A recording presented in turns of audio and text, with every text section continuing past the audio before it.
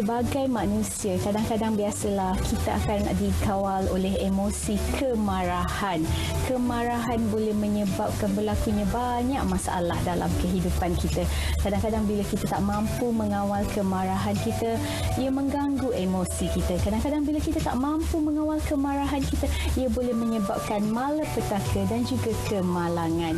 Jadi, bagaimana cara untuk kita menghindari zon kemarahan ini? Kita perlu tahu bahawa lebih banyak kita marah, lebih banyak kita akan mengalami tekanan. Di situ, degupan jantung akan meningkat, tekanan darah akan meningkat dan kadar hormon adrenalin ataupun hormon stres juga akan meningkat. Kemarahan ini boleh disebabkan oleh banyak perkara. Salah satunya adalah disebabkan oleh manusia lain. Kita boleh jadi marah disebabkan oleh mungkin pasangan kita atau individu lain di sekeliling kita. Punca kemarahan kedua adalah disebabkan oleh peristiwa ataupun apa sahaja keadaan yang berlaku di sekeliling kita. Sebagai contoh, sekiranya kita terlewat untuk datang kerja ataupun kita stuck dalam traffic jam, boleh menyebabkan kita menjadi individu yang senang marah. Dan yang terakhir sekali, faktor kemarahan adalah disebabkan berfikiran yang bukan-bukan mengenai sesuatu yang belum terjadi atau peristiwa masa lampau kita. Jadi, di sini saya akan kongsikan tips untuk kita menghindari zon kemarahan. Tips pertama untuk kita menghindari zon kemarahan adalah dengan mengetahui fakta di sebalik kemarahan.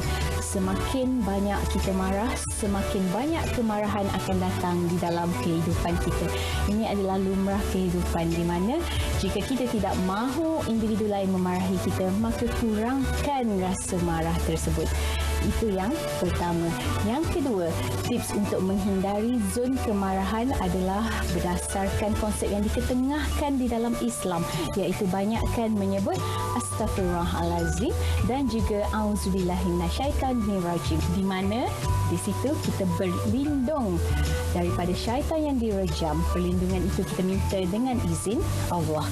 Tips yang ketiga adalah dengan memperbetulkan pengukuhan diri kita, di mana di sini kita harus sentiasa mengingatkan diri kita dengan positive self-talk.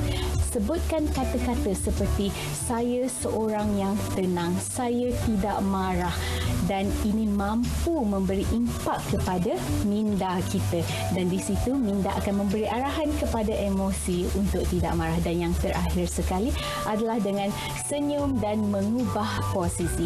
Kenapa kena senyum? Kerana di saat kita senyum, otak kita menerima arahan kita sedang bergembira, walaupun hakikatnya kita ingin marah pada seseorang, namun senyumlah kerana hormon yang dirembaskan adalah hormon gembira dan bukannya hormon stres. Bercakap mengenai mengubah posisi ini seperti yang disarankan oleh Rasulullah SAW di dalam sabdanya yang menyebut bahawa ketika kita marah, jika kita duduk maka bangunlah. Maka kat sini kita kena tahu, ketika kita sedang marah, ubahlah posisi kita. Jika kita sedang berdiri, maka kita berjalan. Jika kita sedang duduk, maka kita bangun. InsyaAllah, dengan menghindari zon kemarahan, kita mampu untuk mengawal diri kita, kita mampu untuk menjaga hati dan perasaan kita, juga individu lain di sekeliling kita. Aura dan minda, positifkan diri anda.